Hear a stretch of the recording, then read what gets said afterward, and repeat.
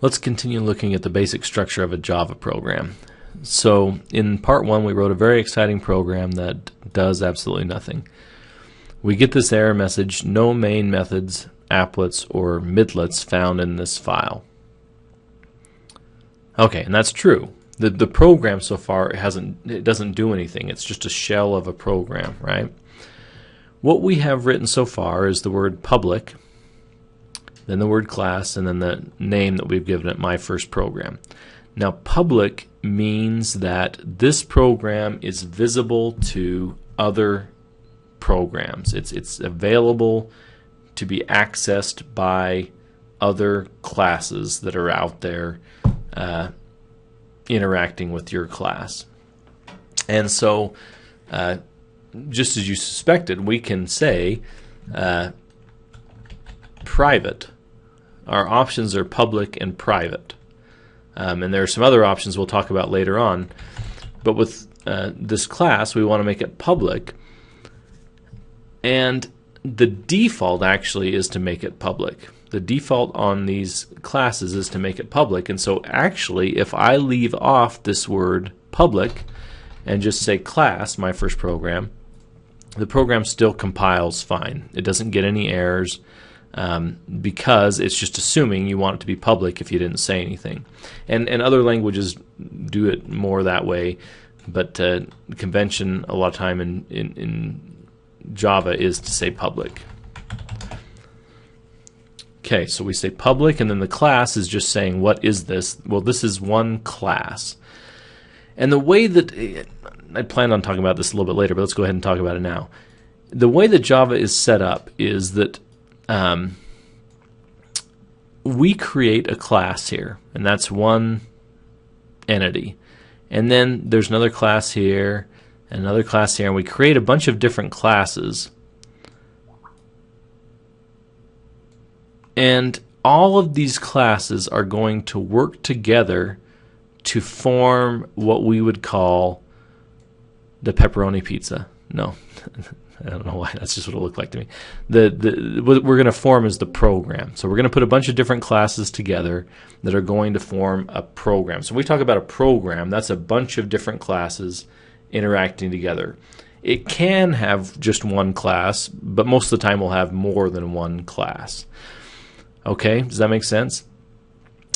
And then each of those classes is going to have individual methods that do something. Okay? So each class has methods that do something. And one of these classes, let's say this one right here, is going to be the one that kind of controls things.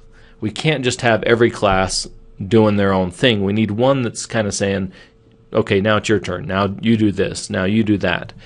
And so we refer to this class as the driver class. The one that's kind of running the show is the driver class. And the driver class will go out and tell that class to do something, and that class may send some information back, and then this class says, okay, now it's your turn, you do something. And that can send some information back or print something or do whatever it's going to do. Then I say, okay, now I need you to do your thing. Okay, I just did my thing. Okay, you do another thing. Okay, I just did that too. Now you go over here and do that. And so anyway, this is the way that Java programs from a very broad perspective. This is the way that we do things. We have one class that is the driver class. It's the one that's controlling everything. And then we have other classes that it's going to interact with. And so if I want this class to be able to interact with this class, then this class needs to be public. It needs to be available for that class to see and use. All right, does that make sense? Okay, so continuing on. What defines the driver class as the driver class is the fact that it has the main method. We need one place in our Java programs. So again, when I say program, I'm referring to this whole thing. Okay? We need to tell the program where to begin, and we do that through a main method. So the way that we declare a main method is with this line right here. Public static void main in parentheses string args.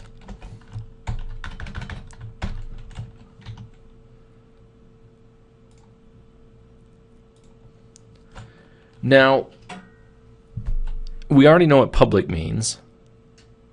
We don't know what static means. We don't know what void means. In fact, we don't know what most of this means, and we will learn it. But for now, just take my word for it. This is how we declare the main method. And this isn't meant to be any sort of mystery or anything. It's just easier to explain when you have some more foundation. And so for now, just know that when you're wanting to run a program, you have to have a main method somewhere in it. And actually, you'll notice, just with typing this in, that error went away. I didn't get the no main method error anymore because I have a main method now, and now this program will actually run. And I did run it, and it did nothing because I don't have anything that I'm making it do. Now, a couple of things I wanted to touch on. First of all, you notice that I put braces here just out of habit. I did it so quick I didn't even have a chance to talk about it. It's just out of habit. I'm saying this is where the main method begins, and this is where the main method ends. We open with a curly brace, and we close with a curly brace to say that everything in here belongs to that main method. And then I'm going to do the same thing I did before. I'm going to indent to say now the code that I'm going to write is part of that main method. And this just keeps the program structured in a very neat, structured format. It makes it a lot easier to read the code when you come back into it or when somebody else is looking at your code. And so that's why we do it. Java doesn't care. We could have everything out here on this this first level of indentation, and Java wouldn't care. It can figure it out. But for us as people, it's easier to read if we've followed the structure. So I'm going to come in, I'm going to press the tab key, come over one level of indentation, and then go from there. Okay? So now let's make the program actually do something, because again, if I compile this and run it, it doesn't do anything. So I'm going to make it print something. I'm going to make it print something here, and the command to do that is system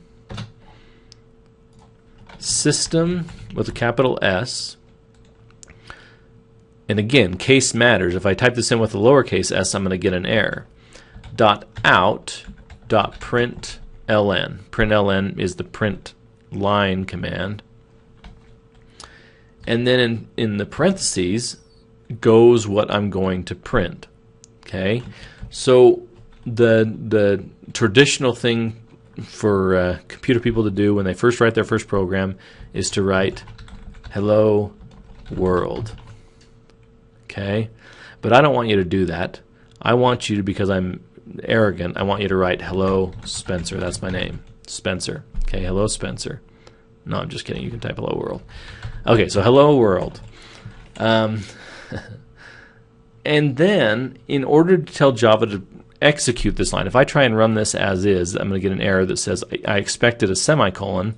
It's kind of giving you a hint there, because when I want a line to execute, when I say this is the end of the statement, I want you now to do this statement. I put a semicolon. Okay?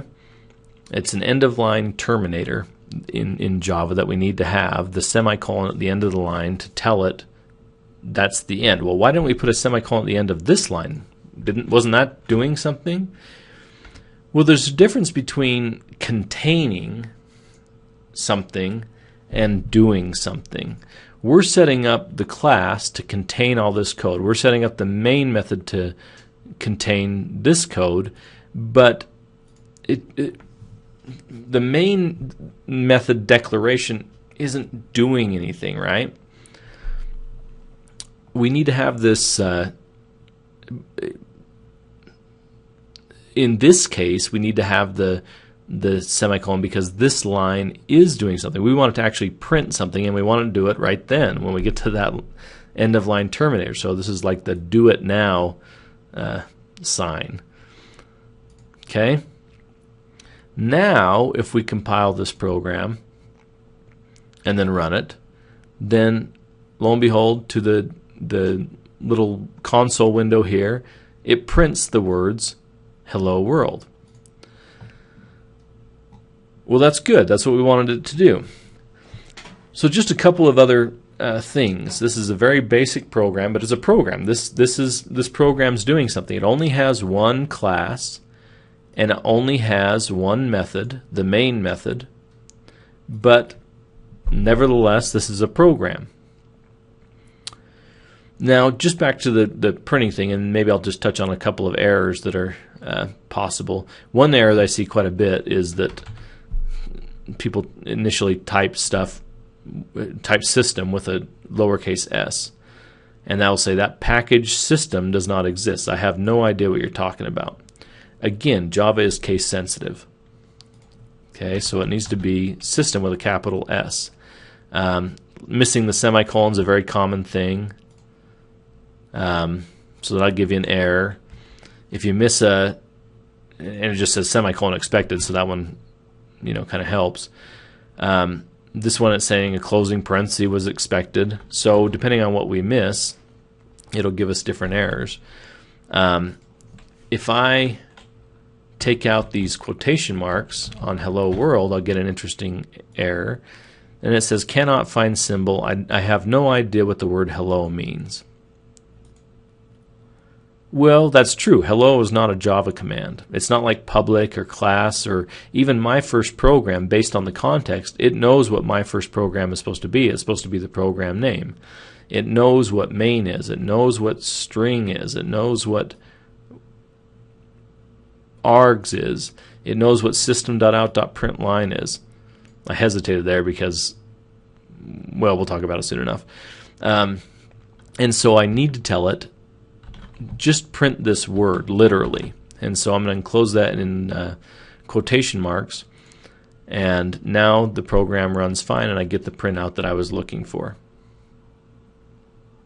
All right. So maybe just one other thought or two. One is that, again, Java doesn't care about a lot of this stuff. If I put all of this code onto one line,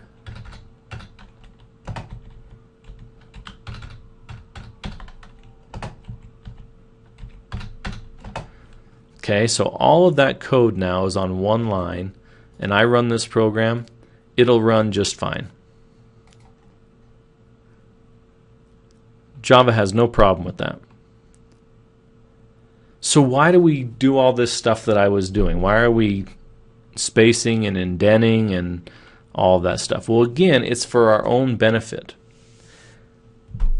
We leave the program that way, so we'll come down here and indent this because it makes it a little bit easier to read. So there's some flexibility in there in doing it kind of the way you want to do it. For example, maybe you don't want to have as much white space as I did. Maybe you want the program to be a little more compact. Well, that's fine. You can do that. But it's just, there's kind of this balance between making it concise and making it readable. I kind of like to use white space to break stuff out so that it's a little more readable as to what the program's doing. And then the indentation helps to kind of know what's going on in the program as well, what belongs to what. And so we'll talk about that a little bit more in the future. But this is the basic structure of a Java program. We have a class, we have a method, and then the method's doing something. All right. With that, we'll go ahead and end there. And Spencer out.